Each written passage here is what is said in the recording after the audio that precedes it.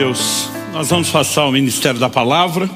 Eu quero convidar você, por gentileza, a abrir sua Bíblia no livro de Gênesis, no capítulo 8. E nós vamos ler o verso 22. Ele vai ser o nosso ponto de partida e o trilho também da nossa ministração. Gênesis capítulo 8, verso 22. Estamos numa série de mensagens enfatizando vida abundante, e eu quero falar hoje sobre a lei da semeadura e colheita. O texto sagrado diz o seguinte: enquanto durar a terra, não deixará de haver semeadura e colheita, frio e calor, verão e inverno, dia e noite. Essa é uma declaração que o próprio Deus faz depois do dilúvio, e eu gostaria que você, por gentileza, pudesse repetir comigo. Como eu tenho dito, além do poder de declarar a palavra, isso também nos ajuda a memorizar as escrituras. Então, se você puder, depois de mim, repita com ânimo. Diga comigo: enquanto durar a terra, não deixará de haver semeadura e colheita, frio e calor, verão e inverno, dia e noite. Pai, nós oramos pedindo graça e favor do alto. Clamamos mais uma vez a liderança do Teu Espírito Santo, não apenas na compreensão da palavra, e clamamos por entendimento espiritual, mas oramos também, ó Deus, por aquela aplicação personalizada, única, que só o Senhor tem o poder de produzir em cada um de nós. Nós oramos que, além da instrução, aquela faísca de ignição, aquela centelha de fé que só a Tua palavra pode gerar dentro de cada um de nós, que isso também aconteça, e que, enfim, a Tua palavra cumpra todo o seu propósito para a honra e glória do nome do Senhor mesmo. Nós oramos em nome de Jesus. Amém. Bom, essa é uma declaração, como disse, feita pelo próprio Deus. E a terra tinha passado pelo que a gente pode chamar aí de um reset, a um recomeço. Deus afirma no verso anterior, o verso 21 de Gênesis 8, que Ele não mais destruiria a terra da forma como Ele tinha aplicado aquele juízo. E Deus não apenas fala que isso não se repetiria, mas Ele diz: enquanto durar a terra, então está valendo até hoje. Ele diz: não deixará de haver semeadura e colheita, frio e calor, verão e inverno, dia e noite. Essa é a razão pela qual a gente continua tendo essa diversidade. É só olhar para o domingo passado, calor, para esse frio, verão e inverno. Aqui a gente pode ter todas as estações no mesmo dia, mas a Bíblia fala desse ciclo normal da terra, dia e noite. E assim como essas coisas duram até hoje, Deus diz: enquanto a terra durar, não deixará de haver semeadura e colheita. Evidentemente, você, ao perceber o que os versos seguintes, do início do capítulo 9 apontam, nós reconhecemos que há uma declaração de Deus sobre semeadura e colheita que diz respeito àquilo que nós podemos chamar do plantio literal. Por exemplo, no capítulo 9, no verso 20, a Bíblia diz: sendo Noé agricultor, passou a plantar uma vinha. Mas quando Deus está falando de semeadura e colheita, Ele está falando só do plantio natural, literal? Evidente que não. Quando você olha toda a Escritura, você percebe que essa lei, ela não funciona apenas no plano natural, Aliás, há muitos paralelos entre aquilo que Deus estabeleceu no mundo natural e no mundo espiritual. Em Gálatas, no capítulo 6, nos versículos 7 e 8, a Bíblia diz: não se enganem, de Deus não se zomba, pois aquilo que a pessoa semear, isso também colherá. Você pode repetir isso comigo? Diga: aquilo que a pessoa semear, isso também colherá. Então Paulo continua e diz: quem semeia para a sua própria carne, da carne colherá corrupção, mas quem semeia para o Espírito, do Espírito colherá vida eterna. Então é evidente que essa lei de semeadura e ceifa, ela não se aplica apenas a uma semente literal como a do trigo, do milho, e ela se estende ao plano espiritual.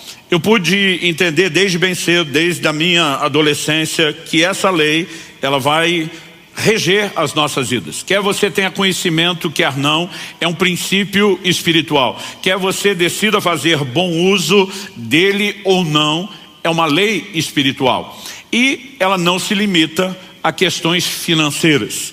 Então já faz vários domingos que a gente transita, passa pelo terreno daquilo que é material e financeiro, mas sempre apresentando o entendimento de que essas leis, de que esses princípios são maiores. Não excluem o aspecto financeiro, mas não se limitam a isso. Eu, por exemplo, aprendi desde a minha adolescência que palavras são sementes.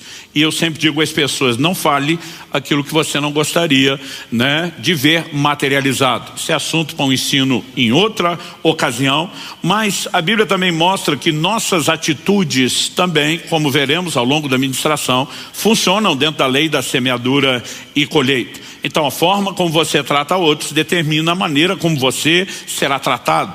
Então eu quero que você possa ter o olhar abrangente, mas não queremos excluir, né, a intencionalidade de aplicação também no terreno material e financeiro. A forma como a gente teve dentro de casa a oportunidade de ver nossos filhos ter uma lição muito clara do que é semeadura e colheita, né, dos princípios que nós vamos abordar. Hoje é algo que a gente olha para trás e a gente é muito grato a Deus pelo impacto que isso teve. Quando meus filhos eram ainda bem pequenos, nós vivemos uma fase de desafio. Quando fomos plantar Alcance Irati, há mais de 20 anos atrás, né, eu tive uma direção de Deus, não acredito que isso é um modelo a ser reproduzido, nem por qualquer pessoa, nem em qualquer lugar. Mas na época o Senhor falou comigo, eu quero lhe ensinar a respeito de fé. Eu tinha vivido dessa forma lá atrás, no início do ministério, quando eu era solteiro, mas o Senhor falou, eu quero que você dependa de mim e de mais ninguém. Então quando fomos plantar a primeira das Alcances, eu simplesmente abracei aquele desafio e não tinha nenhum tipo de sustento.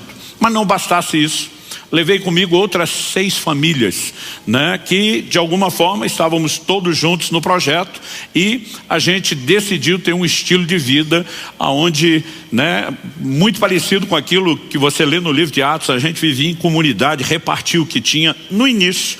Kelly e eu conseguimos dar uma boa alavancada, porque a gente desfez de tudo que tinha, casa, carro, para investir no projeto, no estabelecimento da igreja. Só que o que a gente tinha não durou muito, né, para aquelas famílias todas. Então todo mundo foi baixando o padrão de vida, se adequando à nova realidade. E eu lembro que meus filhos viveram assim, no modelo que comprar brinquedo em loja de R$1,99, quantos lembram do R$1,99? Isso era artigo de luxo já, né, porque o padrão realmente estava, né, lá embaixo. E eu comecei a ensiná-los, eram pequenos, eu queria que eles entendessem sobre dinheiro, desde fidelidade a Deus, com boa administração. Então mesmo não tendo muito recurso, a gente pensou, eles têm que aprender. E nós decidimos que ia guardar todas as moedas que a gente pegasse de troco. Então desde pedágio na época, não tinha cobrança automática, eletrônica, a gente acabava, né, que movimentava muito mais dinheiro do que fazemos hoje com os pagamentos eletrônicos. Então eu lembro que eu abri uma lata, fiz um corte, improvisamos um cofre que eu achei que seria maior do que os cofrinhos que vendiam, né, prontos, que eram pequenos, e falei, olha, nós vamos juntar dinheiro, só que ninguém abre essa lata até o dia que ela estiver cheia. É a lei, é aqui o acordo. Mas quando estiver cheia, nós vamos torrar isso tudo em brinquedo. Então vocês vão lavar a alma, vão sair do nível 1,99 para algo melhor. Pensa na ansiedade das crianças, chacoalhava a lata, media o peso, né? Não podia abrir, mas a gente foi depositando. Eu não sei quantos meses passaram, mas foi dentro do ano, não levou o ano todo. E um dia a lata finalmente encheu, né? Eu lembro que meu filho falou assim, ó, já quase não faz barulho, dizendo, não, encher é quando não couber mais. Então o dia que não cabia assim mais nenhuma, eu falei, nós vamos abrir. E agora esse investimento foi feito para vocês. Eu queria que eles entendessem, eu quero economizar, gastar depois. Só que eu fui muito ingênuo. Eu olhando o tamanho daquela lata, eu achei que tinha muito dinheiro. Em vez de abrir e contar primeiro, eu já comecei, quais os planos de vocês? Israel, o que você quer fazer com a sua parte? Ele falou, pai, ele era garoto e o que estava na moda para as crianças da época era aqueles carrinhos da Hot Wheels. Ele falou, vou gastar minha parte e comprar uma pista inteira com os carrinhos da Hot Wheels. Falei, legal. E você, Liz? Aí minha filha disse, papai, eu quero uma coleção, né? Eu brincava aquelas bonecas flexíveis da Poli, né? Eu falei, muito bem, legal. E aí nós abrimos, é aquele mundaréu todo de moeda, gente, porque a maioria eram poucos centavos, né? Aquele mundaréu todo na época dava R$80. Eu não tinha noção do valor dos brinquedos, mas eu pensei, eu acho que não vai dar. 80 na época era muito mais dinheiro do que hoje, mas eu pensei, eu acho que não vai dar. Nessa época a gente já vinha nesse ritmo dos 2 anos e meio que morei em Irati, mas tínhamos acabado de mudar para Curitiba e eu fui com eles na loja. A pista Hot Wheels que meu filho queria, R$160. Só a dele era o dobro do que tinha de moeda. A coleção da Poli que minha filha queria, o mesmo valor. Ou seja, a gente só tinha 1/4 daquilo, né? Eu não tinha condições de alimentar bancar o sonho deles. Eu não tinha condição nenhuma de fazer absolutamente nada. Envergonhado, eu falei, ainda não dá para comprar. Nós vamos voltar para casa. Os dois ficaram muito frustrados. E eu fui falar com Deus. Falei, Deus, a culpa é minha. Toda minha, não é sua. Mas eu preciso que o Senhor me ajude. Eu fui muito ingênuo, eu não devia ter feito isso com as crianças. Eu estou procurando ensiná-los, mas esse ensino tinha que ter uma conotação boa. Eu falei, se a gente levar 4 vezes o tempo que levou para estocar isso, eles vão ficar muito desanimados. E eu preciso que o Senhor me ajude, porque eu não tenho a menor condição de bancar esses brinquedos. Eu comecei a orar a respeito daquilo.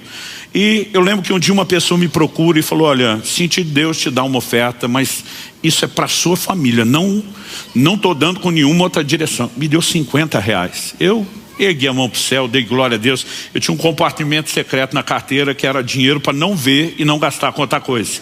Coloquei ali, falei 130, já dá quase a pista. Eu orando pelo resto, Nos próximos dias não aconteceu nada, mas um dia eu estava com uma outra pessoa e o Espírito Santo falou, pega aqueles R$50 que você escondeu na carteira e oferta na vida dele. Falei, Deus, eu estou tentando juntar o dinheiro dos meus filhos. O Senhor disse, mas esse dinheiro você vai semear na vida dele. Eu pensei, puxa, eu estou sendo egoísta, de repente estou querendo que meus filhos tenham brinquedo de luxo. Na época isso era coisa de luxo para a gente. E de repente o cara não tem o que comer, está precisando pagar conta. O Espírito Santo falou, e diga para ele que não é para ele comer nem pagar conta. É para ele comprar brinquedo para os filhos dele. Aí eu fiquei bravo. Eu falei, o Senhor vai tirar dos meus filhos para dar para os filhos dele? Apenas obedeça.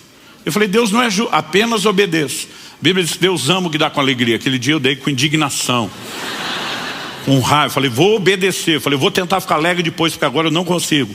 Mas algo que eu já aprendi com o tempo, você não precisa entender Deus. Você precisa apenas acreditar nele. E eu ofertei e falei, olha, isso não é para você comer nem pagar conta. Você precisa comprar brinquedo para os seus filhos. Ok, pastor, obrigado. Achei que a coisa tinha acabado aí. Não muito tempo depois, eu fui com toda a minha família na casa dessa pessoa para nós termos uma refeição. E quando chegamos, estava todo mundo à mesa, os filhos dele vieram me agradecer os brinquedos que eu tinha dado para eles, na frente dos meus filhos. E o pior, o menino, eles tinham também um casal assim como eu, o menino diz, olha, peguei a minha parte, comprei tudo em carrinho da Hot Wheels. Eu pensava, não falem em Hot Wheels. A menina diz, não, o meu foi aqui em boneca da Poli. Eu pensando, não fala na Poli. E meus filhos me olhando com aquele olhar fulminante, tipo, não tem dinheiro para o nosso Hot Wheels e Poli, está dando para os filhos dos outros. Teve uma hora que a família saiu da sala, nós ficamos sozinhos. Eu falei, calma, muita calma essa hora. Daqui a pouco a gente conversa. Aí, a hora que a gente estava sozinho, na hora de ir para casa, pai, mas a gente está esperando comprar. Não, eu falei, os R$80 de vocês estão lá, não mexi. Falei, isso é um outro dinheiro que o papai ganhou, que ia juntar para o de vocês, mas foi Deus que mandou dar. Então Deus que pegou o nosso dinheiro. Falei, agora eu vou ficar bom de bem na fita e Deus vai ficar de ruim, E a hora que eu falei isso, falei, não, gente, vocês têm que pensar que Deus é sabido. Gente, não foi uma coisa planejada, foi improviso do momento. Aí eles, como assim? Falei, olha, pensa, nós não estamos querendo Poli Hot Wheels? Sim. A gente tem condições? Não. Mas tem uma lei espiritual, que é a lei de semeadura e ceifa. Então, tudo que você planta, você colhe. Falei, Israel, lembra aquela experiência que você fez lá da escola, que plantou feijão? O que é que nasceu? Ele, vagem. Falei, ok, o que tinha dentro da vagem? Não sei, pai, nós não abrimos. Feijão. Ah, tá. Falei, planta feijão, colhe feijão. Planta milho, colhe milho. Falei, olha o que Deus fez quando a gente está orando sem ter condições de ter Poli Hot Wheels. Ele mandou a gente plantar. O quê? O que eles compraram? Aí os dois me olharam empolgados. Poli Hot Wheels. Falei, quem planta Poli Hot Wheels vai colher o quê? Eles, Poli Hot Wheels. Falei, é isso. Aí eles saíram felizes. Falei para Deus, te vira. agora é contigo. Pastor, o senhor mandou Deus fazer? Não mandei nada. Naquela hora, sem ter pensado, eu lembrei de uma lei espiritual. Uma lei que nos governa. Uma lei que eu já tinha experimentado o suficiente para saber que funcionaria. Alguns dias depois, estava pregando em outra cidade. Eu lembro que nós tínhamos uma conferência, então tinha 2 palavras da tarde com break rápido e depois um intervalo maior entre da tarde e da noite. No break da palavra da tarde, um irmão me aborda, eu estava do lado do pastor da igreja, fala: pastor, o senhor poderia me ceder a chave do seu carro? Eu falei: eu nem lhe conheço, o que você quer com a chave do meu carro ou com o meu carro? O pastor só me deu um sinal assim, ó: fica tranquilo, entrega. Eu falei: você vai devolver? Ele falou: vou, pastor, eu trouxe uma coisa para você, não queria entregar na frente de todo mundo, então eu já quero guardar no carro. Eu falei: ficaria mais fácil se você explicasse antes. Aí brinquei com aquilo, não vi o que era. No intervalo entre a tarde e a noite, fui para casa que eu estava hospedado, tomar um banho, e quando cheguei lá, lembrei, abri o porta-mala, tinha 2 pacotes, né, de presente, embrulhado para presente, mas o embrulho era de loja dessas de brinquedo, de criança. Peguei as 2 sacolas com as 2 coisas.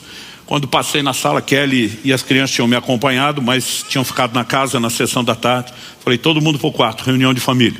Quando eles entraram, eu já tinha aprendido a história de não prometer o que você não sabe. Então eu falei: olha, alguém entregou isso para o papai agora, eu acabei de pegar, ainda não sei o que é, mas como eu vi loja, embrulho aqui de loja de brinquedo de criança, pode ser que seja para vocês. Pode ser que alguém só aproveitou o papel. Vamos descobrir junto. Eu lembro que o Israel pegou, olhou e falou: claro que é nosso, pai, tem até o nosso nome. Falou: esse aqui é meu, esse aqui é seu, Liz. Quando ele abriu o pacote dele, o que era? A pista Hot Wheels que ele queria, não era outra, era a que ele queria. Quando a Liz abriu, o que era? A coleção da Polly que ela queria. Detalhe, a gente nunca falou isso para ninguém. Os 2 olharam para mim: pai, do jeito que o senhor falou, quem planta Polly e Hot Wheels. Polly e Hot Wheels.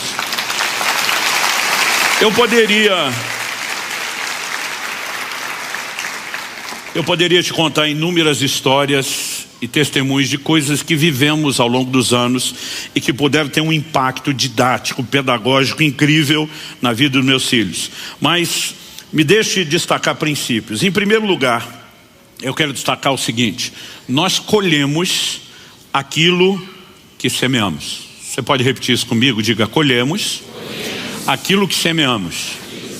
Então você planta milho, vai colher milho. Planta trigo, vai colher trigo. Planta Hot Wheels e Polly, vai colher Hot Wheels e Polly, né? Eu gosto de chamar isso de o efeito bumerangue, né? Tudo que vai, volta. Então você tem leis espirituais, são claras a respeito disso. E é impressionante que tem coisas que elas acontecem para qualquer pessoa, não depende de ser crente ou não. Jesus disse, por exemplo: qualquer que disser no seu coração e não, qualquer que declarar com a sua boca e não duvidar com o seu coração, né? Ele fala até mesmo de dizer ao monte: levanta-te e planta-te no mar. Ele diz: se falar crendo, vai acontecer com ele. Então, assim, de novo vou dizer sobre a questão das palavras, isso é assunto para ensino de outro dia, mas Jesus diz: falou crendo, vai ter resultado. E ele diz: qualquer. Ele não falou: olha, tem que ser um cristão nascido de novo, tem que ser um crente exemplar, né, cheio de maturidade. Ele diz: é com qualquer pessoa. Então essas leis vão funcionar para quem as conhece e para quem não. Sobre o efeito bumerangue, em Mateus 7, 1 e 2, Jesus diz: não julguem, para que vocês não sejam julgados, pois com o critério que vocês julgarem, vocês serão julgados, e com a medida com que vocês tiverem medido, vocês também serão medidos. Mateus 7, 1 e 2. Então Jesus está dizendo: se você não julga, você não é julgado, mas se você julga, você vai ser julgado com a medida com que você foi. Plantou julgamento, colhe julgamento. Então nós percebemos que a lei de semeadura e ceifa, como eu falei, não se limita a questões materiais, embora também não as exclua. Na narrativa de Lucas, Evangelho de Lucas, capítulo 6, versos 37 e 38, nós temos alguns detalhes a mais do que aqui em Mateus. Não julguem e vocês não serão julgados. Não condenem e vocês não serão condenados. Mas ele segue e diz: perdoem e serão perdoados. Deem e lhe será dado. Boa medida, prensada, sacudida, transbordante será dada a vocês, porque com a medida com que tiverem medido, vocês serão medidos também. Então, o dai e dar-se-vos-á, né? Ou como diz essa versão que estou lendo, deem e lhe será dado, ele é parte dessa lei de semeadura e ceifa. Se eu julgo, eu sou julgado. Se eu não julgo, eu não sou julgado. Com a medida que eu meço, eu sou medido. Se eu dou, eu também recebo, né? Eu chamo isso do efeito bumerangue. Tudo que vai, volta. Mas a verdade é que cada um colhe aquilo que planta. Me permita ler alguns textos bíblicos. Salmo 7, 15 e 16 diz: abre e aprofunda uma cova e cai nesse mesmo poço que faz.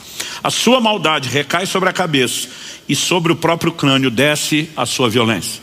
Pessoas que não conhecem a palavra de Deus, as leis espirituais, mas que observam e fazem constatações, tentam chamar isso por outros nomes. Talvez você já viu gente que não teme a Deus chamando isso de karma.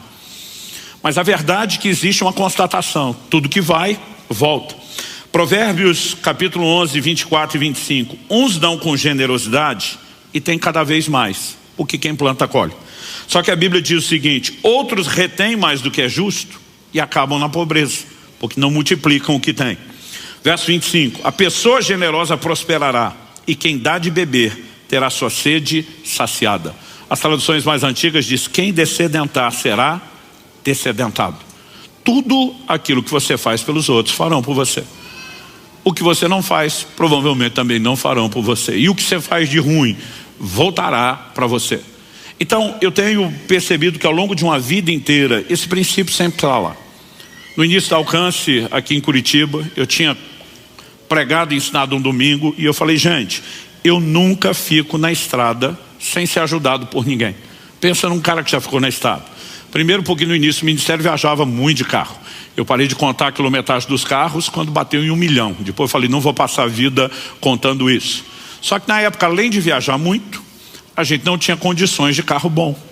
Ou seja, pelas leis da probabilidade, ficava muito na estrada, né? Era um problema, era outro. E antigamente a gente ainda tinha uma frase que só os mais velhos entenderão. A gente dizia: pois é. Aliás, virava até o apelido do carro velho, meu pois é, né? E em todas essas circunstâncias eu sempre fui ajudado. E eu comecei a perceber que eu não precisava pedir ajuda. A ajuda chegava, a ajuda se jogava no colo. Por quê? A vida inteira, por estar muito na estrada, toda vez que eu via alguém com problema, eu parava para ajudar. Eu já tive situações de estar à noite com a família, ver um carro encostado, né, e dizer para Kelly: vou para ajudar. Ela diz: olha, o cenário aqui não está dos melhores, dos favoráveis, pode ser perigoso. Eu digo: você tem razão, mas isso não significa que a gente não vai ajudar. Ia para um próximo posto, deixava eles na conveniência e segurança, voltava sozinho e oferecia ajuda. A vida inteira eu plantei ajuda, a vida inteira eu colhi ajuda. E eu tinha comentado isso num culto, e na semana fui fazer uma viagem, um jovem da igreja me acompanhou. No meio do caminho, estava indo para o Mato Grosso do Sul, uma pane elétrica no norte do Paraná, o carro parou. Ele olhou para mim e falou: agora eu quero ver. Falei: ver o que? Ele falou: a ajuda chegar sem a gente pedir. Eu falei: você vai ver, seu Tomé, né? E a primeira preocupação dele: não tem sinal de celular. Hoje é difícil ter esse sinal na estrada toda, você imagina há 18 anos atrás. E eu falei: não se preocupa com isso não, porque nós não vamos pedir ajuda, a ajuda vai chegar. Eu falei: não, pastor, o senhor não precisa ficar na obrigação de provar nada. Eu falei: não vou te provar nada, você só vai assistir. Ele falou: mas uma vez ou outra, às vezes a gente pode fazer nossa parte. Eu falei: hoje não. Mas ele estava preocupado com aquilo. E ele falou: olha, tem uma caminhonete parou lá embaixo, né? Tinha uma baixada na estrada, a gente tinha pego a subida. Ele falou: tem uma que encostou lá, o cara não desceu, não está fazendo nada, tem lugar nenhum para ir. Ele falou: estou com uma suspeita. Eu falei: qual? Ele falou: ele deve ser da região e sabe que aqui não dá área de celular. Ele parou ali embaixo para resolver alguma coisa. Então se a gente for lá, provavelmente vai dar área. Eu falei: nós não vamos a lugar nenhum, a ajuda vem atrás. Ele falou: pastor, não precisa ser rígido, teimoso com isso. Eu falei: não, eu quero agora que você veja porque funciona. Enquanto a gente está falando sobre isso, o próprio cara da caminhonete, né, ele vem na nossa direção e para atrás da gente. Quando eu vi que ele parou o carro e desceu, eu também desci. E ele falou assim: algum problema elétrico? Eu falei: sim. Ele falou: eu posso te ajudar. Eu falei: se você me deixar na próxima cidade conseguir socorro, já está ótimo. Ele falou: eu posso fazer mais do que isso, eu tenho tudo que você precisa na minha caminhonete, né, para a gente rebocar o carro, e vou fazer isso. E ele falou para mim: quando entrar na próxima cidade, eu vou passar na frente da concessionária da marca do seu carro, não vou parar. né? Ele falou, vou passar na frente de uma grande autoelétrica, não vou parar. Eu vou te levar numa outra autoelétrica mais para dentro da cidade, menorzinha, né? Ele falou, o camarada tem um preço justo, é bem mais honesto, não vai ter um prejuízo tão grande como se a gente parasse nas primeiras. Ele falou, e o cara é muito bom, e além disso, muito honesto. É um crente desses de verdade. Quando um não crente chama o crente de verdade, é uma coisa linda. Porque tem muito fake crente, né? Por aí. E aí, esse rapaz ficava olhando para mim e eu falei para ele, eu te disse. Ele falou, é sempre assim? Eu falei, sempre assim. Porque tudo aquilo que você planta, você colhe. Quem dá de beber, quem mata a sede, terá sua sede saciada. Quem está entendendo, diga amém. Provérbios 22, 8 e 9. O que semeia injustiça, colhe a desgraça. E a vara da sua indignação será destruída. O generoso será abençoado, porque reparte o seu pão com os pobres. Você pode repetir isso comigo? Diga, o generoso será abençoado, porque reparte o seu pão com os pobres. Gente, aqui nós temos lei de causa e consequência. O generoso será abençoado. Por quê? Porque reparte o pão com o pobre. Porque é uma palavra de ligação entre o raciocínio que está sendo construído, a explicação que vem depois. Ou, como Fábio, diácono da igreja, professor de português, me deu uma aula, é uma conjunção explicativa. E agora eu falo isso em todo lugar para parecer que eu estudei. Eu fico gastando até onde não preciso. Conjunção explicativa. E eu não sei onde eu estava no dia da aula que explicaram isso, que eu nunca soube o que era. Mas será abençoado. Por quê? Porque faz algo que provoca bênção. Eu sei que há uma doutrina bíblica inquestionável, que aquilo que nós recebemos de Deus é uma expressão da sua graça, e que a graça se acessa pela fé. Mas muitas vezes isso leva os cristãos ao extremo de que eu não faço nada. Tudo o que acontece não tem a ver com merecimento. E eles confundem isso com responsabilidade. Como se a gente não fizesse absolutamente nada. Bom, se para acessar a graça que eu não mereço, eu preciso crer, é lógico que tem um efeito de causa e consequência. Eu tenho que me posicionar em fé. A obediência é apresentada na Bíblia como uma expressão de fé. Então quando eu decido andar na palavra, escolho, me responsabilizo por isso, eu também estou expressando fé. E a Bíblia está dizendo que o que reparte o pão com o pobre, né? Ele será abençoado, e será abençoado por causa do que fez, porque quem planta tem o direito de colher. Não apenas o direito, tem a inevitável consequência. E não importa o que plantou. Se o plantio é bom, a colheita será boa. Se a semeadura é ruim, né, de uma semente ruim, a colheita será ruim. Oséias capítulo 8, verso 7 diz que alguns semeiam ventos e colherão tempestades. Colossenses capítulo 3, verso 25 diz, quem fizer injustiça, receberá em troca a injustiça feita. E nisso ninguém será tratado com parcialidade. Outra tradução diz, nisso não há acepção de pessoas. Então não importa se estamos falando do crente, do não crente, da pessoa boa, da pessoa ruim. Semeou injustiça, vai colher injustiça. Por outro lado, em contrapartida, se semeou justiça, vai colher o quê? A justiça. Então, nós colhemos aquilo que plantamos. Segundo tópico, colhemos na proporção do que semeamos. Então, não apenas o seu plantio, sua semeadura determina qual será a colheita, o tipo de semente determina o que você colhe. Mas a proporção da semeadura também determina a proporção, né, da sua colheita. E aí nós precisamos considerar a declaração de Deus em 2 Coríntios capítulo 9, verso 6. Isso afirmo, aquele que semeia pouco, também colherá pouco. E o que semeia com fartura, também colherá com fartura. Então, o tamanho, a dimensão, a proporção da colheita está relacionado à proporção da semeadura. Nós precisamos entender que quando falamos a respeito disso, não apenas o que semeamos determina o que colhemos, mas essa questão do volume também precisa ser colocado nessa equação, também precisa ser entendido. E há dois aspectos que se enquadram dentro desse outro princípio que nós estamos abordando. Não apenas o quanto plantamos, no sentido de quantidade final, mas a recorrência, né? Porque muitas vezes você pode imaginar, semeei muito, mas fiz isso uma vez só. Isso significa que eu teria uma colheita só. Mas semeio sempre com frequência.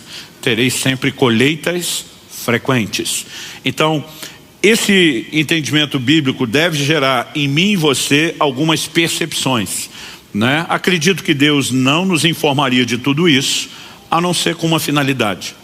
Que a gente não só entendesse que nossas ações terão resultados, mas que a gente pudesse escolher bem as nossas ações, para através delas, intencionalmente determinar os nossos resultados. Essa é a lógica ao longo da Bíblia.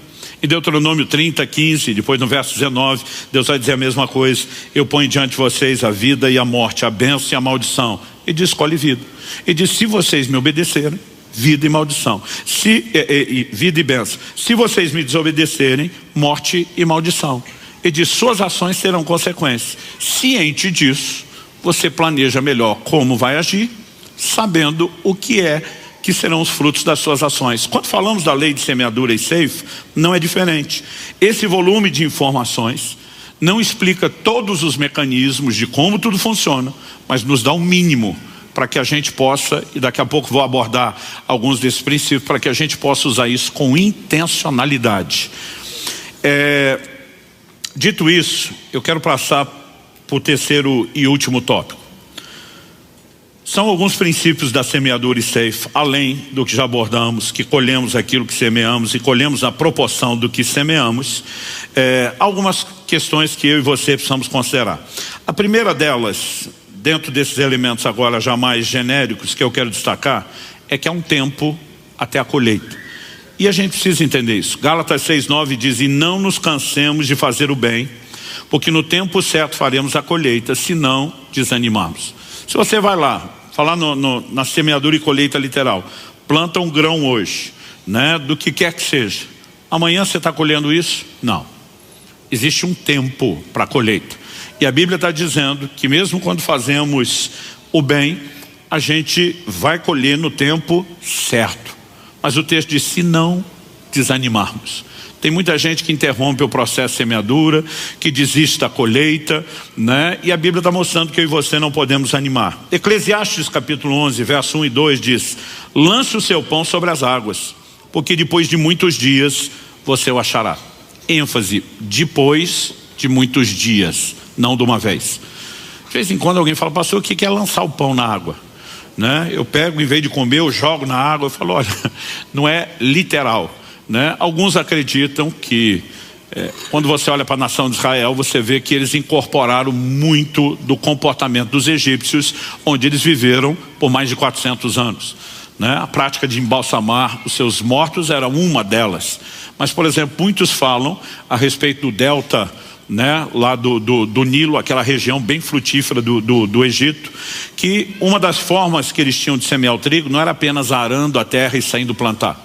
Há comentaristas que dizem que muitas vezes eles jogavam, né, a semente, o grão de trigo na água, porque o próprio rio levaria, e à medida que elas iam encostando nas margens, que era um solo bem fértil, aquilo simplesmente ia brotando e frutificando. Não tem como dizer com toda certeza se esse é o significado, mas isso é uma das possíveis explicações que para mim faz muito sentido, né? Você está lançando a sua semente e você sabe que em algum momento isso não está perdido, não foi jogado fora, vai dar resultado. Mas o texto continua e diz assim: reparta com 7 e até mesmo com 8, porque você não sabe que mal sobrevirá à terra. Então vamos pensar junto.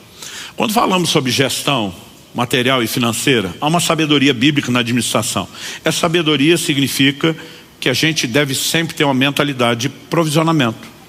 Qual foi a revelação que Deus, por meio de José, deu a Faraó? Aproveite o tempo da abundância, das vacas gordas.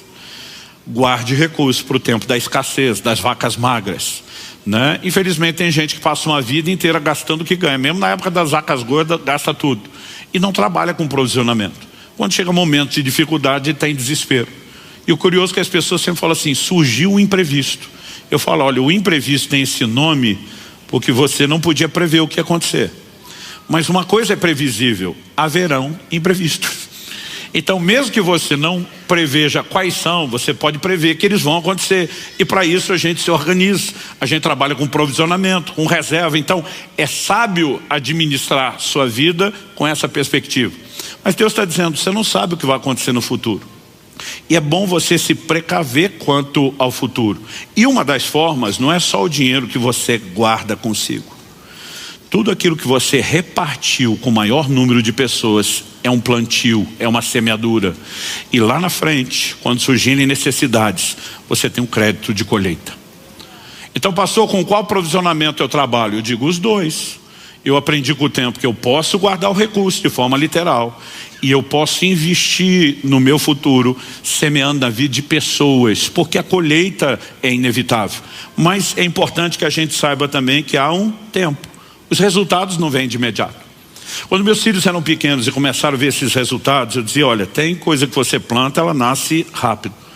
Tem árvores, por exemplo, que elas demoram muito para crescer e desenvolver. E eu dizia muitas vezes para eles, tem coisas que vocês estão participando da semeadura e vão colher. Eu dizia, mas tem coisas que os filhos de vocês, meus netos, vão colher. Então, ao longo de uma vida, nós vamos sempre estar olhando para esses princípios e entender, existe um tempo. Esse tempo não tem uma única matemática que explica. Não é apenas porque não há resultado imediato. Tem créditos que Deus guarda, né, de acordo com o seu conhecimento prévio de todas as coisas, que Deus guarda para a hora certa. A Bíblia fala que Mardoqueu, ou Mordecai, dependendo da versão da Bíblia que você usa, o tio de Esther, ele tomou conhecimento de uma conspiração para tirar a vida do rei. E ele simplesmente, para não ser cúmplice, porque quando você sabe de algo errado e não denuncia, você é cúmplice, ele vai lá, expõe a conspiração foi desbaratada, a vida do rei foi salva. Alguém fez alguma coisa para agradecer esse homem? Não. Essa é a hora que alguns crentes ficam meio amargurados. Eu fiz algo, ninguém nem disse obrigado, algo que eu e você, quando entendemos as leis do reino de Deus, precisamos saber, não importa se alguém vai te agradecer. Tem um Deus vendo todas as coisas. E toda semeadura tem colheita. Quando você olha para Amã, se torna um inimigo pessoal de Mardoqueu, com a intenção de destruí-lo. Quando ele decide fazer isso, já tinha construído até a forca para enforcar o homem. Na noite anterior, o rei perde o sono. E alguns eventos não são aleatórios. Tem o dedo do nosso Deus soberano. Esse cara não consegue dormir, não tem televisão, não tem internet, né? E ele decide um entretenimento maravilhoso. Pede para alguém ler as crônicas do reino, né? Eu fico imaginando que diversão para a madrugada. E esse camarada pega justamente o relato de como Mardoqueu desbaratou a conspiração. O rei pergunta o que é que foi feito para recompensar esse cara. O cara que está lendo diz nada. Como nada? Não, se fosse feito estaria registrado. Não tem nada registrado, não fizemos. O rei olha e diz, não pode ficar assim. Quando é que vem o crédito do plantio? Na hora da necessidade. Eu tenho visto coisas que eu fiz para ajudar outros. E muitas vezes a gente vai tomar escolhas e decisões, e teve momentos onde eu senti uma direção de Deus, de fazer investimentos na vida de pessoas. Então, por exemplo, estava me organizando com Kelly a longo prazo, como podemos fazer para depois de ter ofertado a nossa casa, voltar até a casa própria, a gente cheio de planos. Mas eu lembro de uma ocasião que eu tomei conhecimento de uma pessoa, né, que se ela não fosse ajudada, ela ia perder um consórcio, todo o dinheiro investido, e o Senhor falou comigo, ajuda. Eu pensei, ele não se precaveu para o imprevisto dele. Eu me precavi, agora tem que pagar a conta dele. O Espírito Santo diz, reparte com 7 e até com 8. Você não sabe o que é que vem depois. Você não sabe quando e como vai precisar. Falei, vou te obedecer, né? E falei para aquela pessoa, como eu posso te ajudar? Ele falou, pastor, eu não quero tomar vantagem do senhor, não adianta o senhor me emprestar dinheiro que eu não tenho para devolver porque a coisa está feia. Ele falou, o que podemos fazer? Eu te vendo o consórcio de uma forma bem justa. Eu não queria consórcio.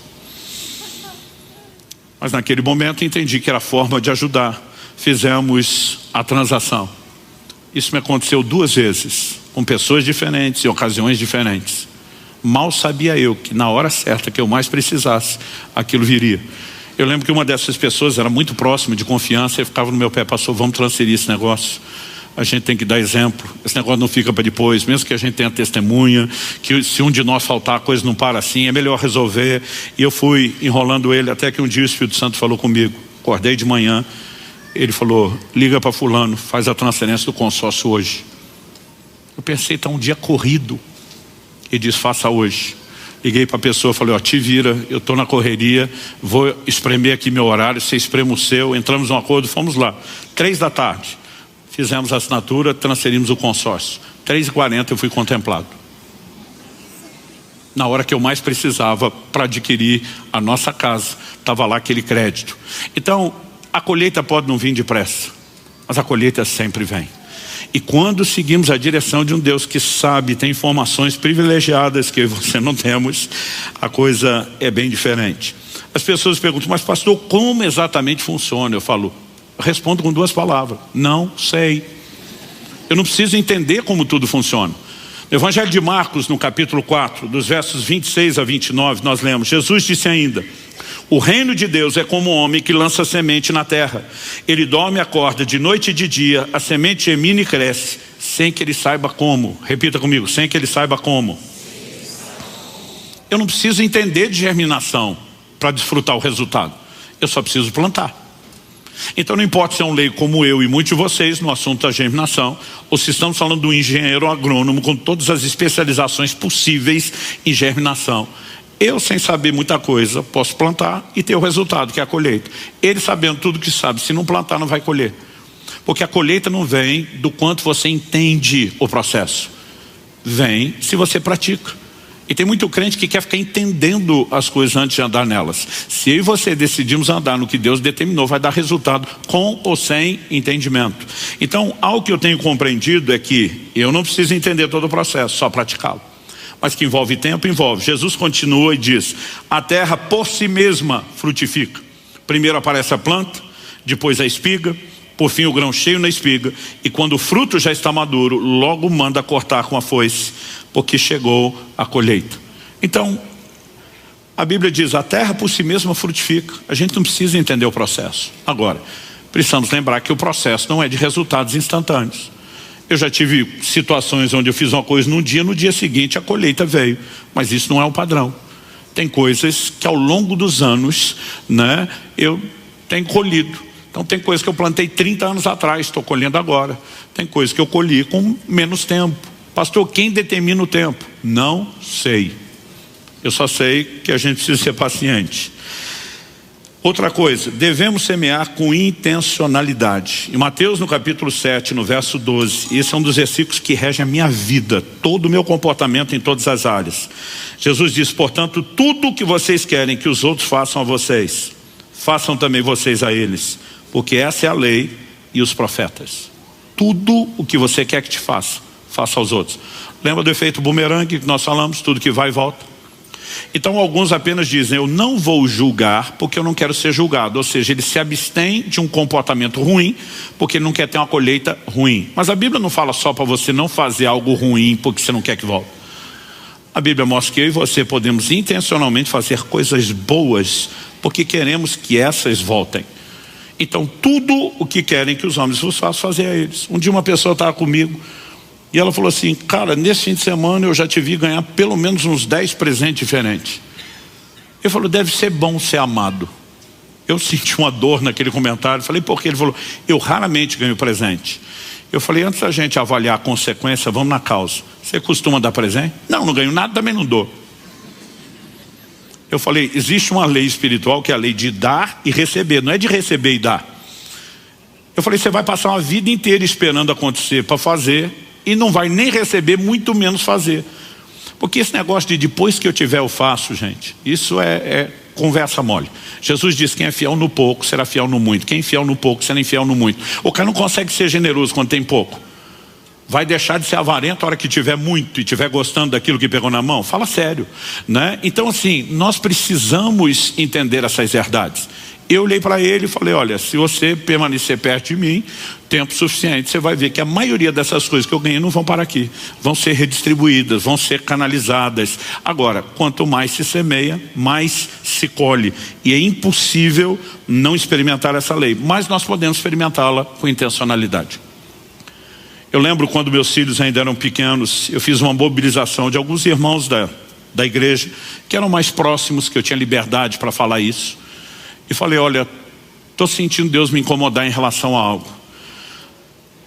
Eu creio que nós temos que investir numa boa educação para os filhos de um missionário que está lá no campo, na linha de frente, e que não teria recurso para isso, e se tivesse, nunca botaria dinheiro nisso, por causa das outras necessidades que tem lá, e seria a última coisa no orçamento dele, se é que entraria. Mas Deus está me incomodando. E aí nós podemos fazer e bancar o que ele não faria. Então nós não vamos dar o dinheiro, nós vamos dar o estudo dos filhos. E um desses irmãos falou: pastor, acho seu coração lindo, conta comigo, estou dentro. Ele falou: mas só me preocupo com uma coisa. Eu falei: qual? Ele falou: o senhor não tinha que estar juntando dinheiro para o estudo dos seus filhos? Ele disse: o senhor não vai confiar nesse sistema educacional falido. O senhor tem a visão para ele, sabe do plano e o propósito. Eu falei: não, eu estou me organizando de uma maneira que vai ficar progressiva em fazer minhas reservas aqui. Mas eu falei: quando eu faço algo pelos filhos dos outros, estou fazendo pelos meus. Porque tudo que você planta, você colhe. O cara falou: eu acho bonito, mas eu acho que o senhor está espiritualizando, né? Eu falei: daqui a um tempo você vai ver. Eu lembro quando, e a pessoa está sentada aqui hoje enquanto eu falo, mas a gente nunca entrega nomes. Quando Israel completou 14 anos de idade, só iria para a faculdade aos 18. Ele ganhou uma bolsa completa da faculdade nos Estados Unidos. Aí essa pessoa falou: estou lembrando daquilo que você falou. Eu falei: você está lembrando agora, eu nunca esqueci. Eu só não sabia exatamente quando e como viria, mas essas sementes, elas sempre dão resultados. E a gente tem essas informações para que a gente possa usar isso com intencionalidade. Eu citei antes falando do tempo, vou citar de novo com um versículo a mais para falar de intencionalidade. Gálatas 6:9 diz: não nos cansemos de fazer o bem, porque no tempo certo faremos a colheita se não desanimamos. Verso 10: por isso, enquanto tivermos oportunidade, façamos o bem a todos, mas principalmente aos da família da fé. Ele diz: já que tem colheita, por isso vamos fazer o bem. Então há uma expressão de amor pelas pessoas, há uma revelação do caráter generoso de Deus, como temos trabalhado em várias outras reuniões. Eu me preocupo que a gente lembre disso, para não parecer que nós estamos, apresentando o princípio como se fosse mera barganha, mas ao mesmo tempo Deus diz: entendeu os princípios, tem o coração correto, saiba de uma coisa, você também vai colher resultados. E nós podemos fazer isso com intencionalidade. Durante toda a minha vida, a maneira como eu trato as pessoas em qualquer circunstância, não importa se estamos falando do ministério, de vida espiritual, qualquer relação, pode ser uma comercial, como eu gostaria que me tratasse. Então por que é que eu vou dar uma de esperto e passar a perna em alguém se eu não quero que façam isso comigo? E se eu ajo dessa forma, é certo que agirão comigo. Mas se por outro lado, você olha o Jacó dando uma desperto com o irmão e daqui a pouco encontra um sogro que dá nó em pingo d'água, e conseguiu ser mais esperto do que ele. Lá na frente viria Deus mudar a sua sorte. Mas eu e você precisamos entender que tudo aquilo que a gente planta, a gente colhe. Então escolha um plantio correto. E a última coisa que eu quero destacar: persistência também é necessária. Lembra que lemos Eclesiastes capítulo 1, lança o teu pão sobre as águas, verso 2, reparte com 7 até com 8. No versículo 6, o texto diz assim: semeie a sua semente de manhã e à tarde não fique de braços cruzados, porque você não sabe qual irá prosperar, se esta, se aquela ou se ambas serão igualmente boas. Às vezes alguém me pergunta: pastor, o que o senhor acha que foi a semente que determinou essa colheita? Eu falei: não sei, foi tanta semente. A Bíblia diz para semear de manhã, depois à tarde de novo, não fica de braço cruzado, não perca a oportunidade. E você não sabe qual vai dar resultado, ou se as duas. Então, eu não consigo determinar se a colheita veio da semente da manhã, se veio da tarde, se é a combinação das duas. Mas uma coisa que é certa: o resultado vem. Então, a gente pode, além de ter intencionalidade, entender que isso envolve recorrência, persistência, é um estilo de vida. E quando a gente começa a trabalhar nessa perspectiva, na hora certa, a colheita virá. E como eu disse, a hora certa envolve tempos e circunstâncias que eu e você não temos todo o conhecimento, não temos toda a clareza. Mas algo que é certo e seguro, o efeito bumerangue, a lei de dar e receber está aí. Tudo o que nós fazemos pelas pessoas acaba voltando. Então, como eu falei antes, vou repetir isso: não se limita ao aspecto material e financeiro.